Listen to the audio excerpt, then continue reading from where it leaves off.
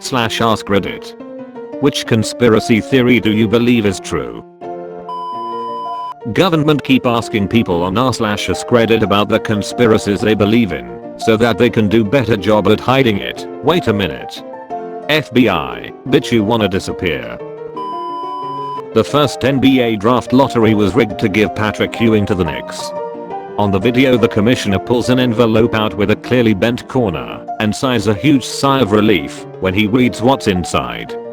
Well, that worked out really well for them. Former Knicks/NBA fan. I'm tempted to believe the one about Michael Jordan's first retirement being a secret suspension for betting on games. If I was Michael Jordan, I would bet on my games too. I kinda think he was approached by organized crime and they attempted to extort him into losing games or maybe even the finals one year. The timing of his father's death is too creepy. I've always thought that competition reality shows purposefully send someone home each season that deserves to stay so that people get mad and talk about it online and get other people interested in watching the show. I think they have who they already want to win at the beginning. Last season of MasterChef was so obvious from the beginning who they wanted to win. I can't even remember her name because she wasn't impressive at all and should have gone home early in the competition. The kid who should have won, Nick, was so much more talented, creative, and risky, but they didn't want him to win because he comes from a wealthy family and the woman who did win came from a poor background and has a dead mom. That hot dog manufacturers have a secret agreement with the bun companies to produce different amounts of each product. I don't know the numbers exactly, but for example, you need dogs for a cookout, so you buy some, and the only available package size is 8 hot dogs. Then, you go and get some buns which only come in packs of 12. Therefore, once you cook your 8 hot dogs you still have leftover buns, which means you will buy more hot dogs to use those buns, and you will then have to buy more buns to use those hot dogs that were bought to finish the original buns. The cycle continues. That Corey Feldman is right, and there is a casting couch for kids in Hollywood to get roles, and parents are too blinded by the thought of stardom that they turned a blind eye in the past. I really hope it isn't true, but that Harvey Weinstein in a movie Bombshell make me fearful that scum is everywhere in that town. Crazy part about this is that both Shirley Temple and Judy Garland brought it to light decades ago, and we still don't care, as a society, to do anything about it. To that I think are legit the National Child Identification Program, the one that offers parents the chance to get their children photographed, fingerprinted, document noticeable scars, ailments, etc. is really just a ploy for the government to gather as much information willingly from the populace under the guise of keeping your children safe. Certain things are being changed or eliminated to promote consumerism. Home ec, woodshop, etc. are no longer taught in many schools.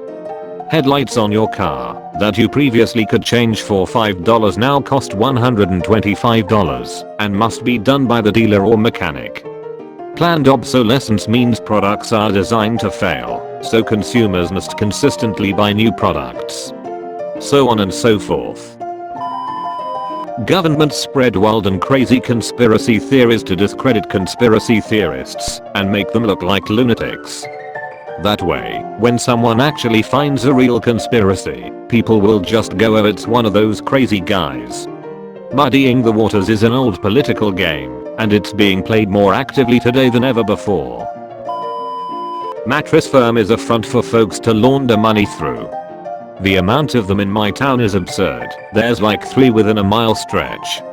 2 of them are across the street from each other. I'm not buying it, just like people aren't regularly buying mattresses. I believe this one 100%. It just makes no sense for there to be that many. In my area we literally have 3 mattress stores in the same strip mall complex. Like, mon, there's no reason for that.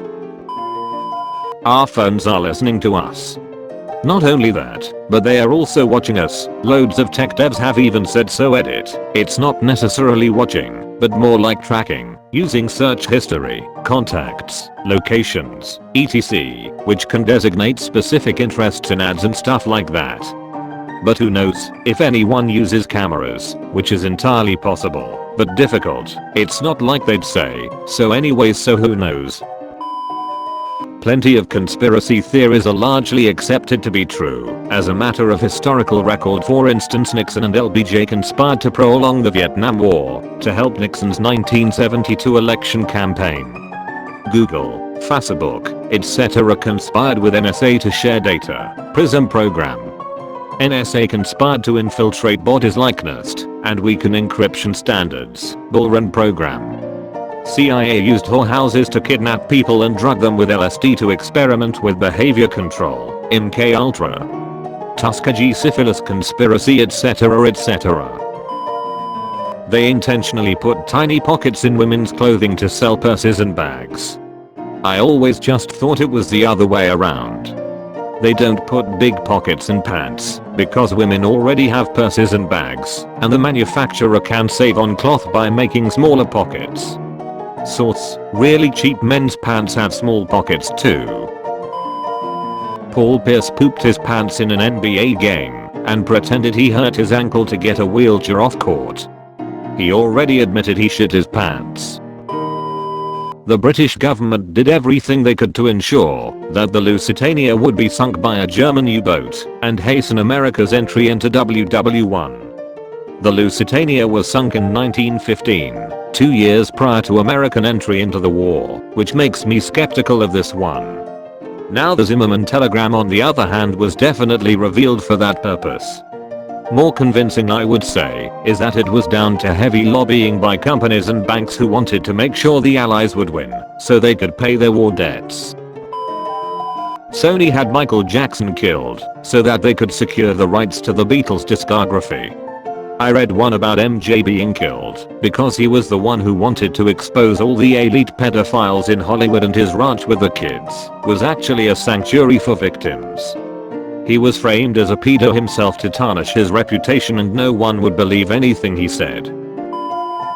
Martin Luther King Jr. was assassinated by the FBI. Before he even died, he was sent a threatening letter from the FBI that basically said, "Stop doing your doing, or we'll expose your cheating to your wife."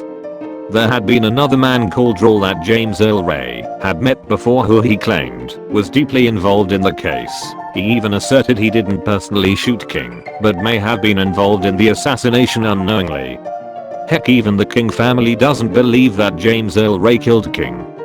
There's still more other info online about this than I wanna talk about, but honestly, from the point of view of the FBI at that time, it makes sense to kill King. He was becoming a big influence in the black community, and so to combat that, they cold visely killed him and set someone else up like Ray to take the fall. The real conspiracy is that there is no Illuminati, not any new world order, not even lizard people. The whole world is just made up of ordinary people who are barely able to do their jobs right. Nobody is in charge, there's no unified purpose, no secret societies pulling the strings, it's all just random shit going in all directions. Are there elites, wealthy, well-connected people who have way too much influence on public policy? Yup. Is there a single unified group at the top of the world pulling all the strings? No, most likely not. That Yuri Gagarin was not the first man in space, only the first the Soviets got back down alive. There is audio recording of one of their astronauts who burned alive in re-entry. The guy knew it was a doomed mission from the beginning, but was forced to go. While it's coming in, he is cursing everyone out, and I believe he ended up having an open casket funeral where he looked like a piece of bacon. David Kelly didn't kill himself. Now, for those who are too young to remember, shortly after 9/11, the US and the UK decided to invade Iraq. The rationale was that Iraq had weapons of mass destruction, WMDs, even though the UN's chief weapons inspector wasn't convinced. A prominent UK weapons expert, one David Kelly, leaked to a journalist that he believed the report alleging WMDs was sexed up in order to give an excuse to go to war, and repeated his claims in front of a parliamentary committee. In so doing, He massively embarrassed the government because he was essentially accusing them of fabricating evidence to give them an excuse to go to a war they'd already decided to fight 2 days later. Kelly took a huge dose of coproximal and slit his wrist, severing his ulnar artery on a walk in the woods near his home.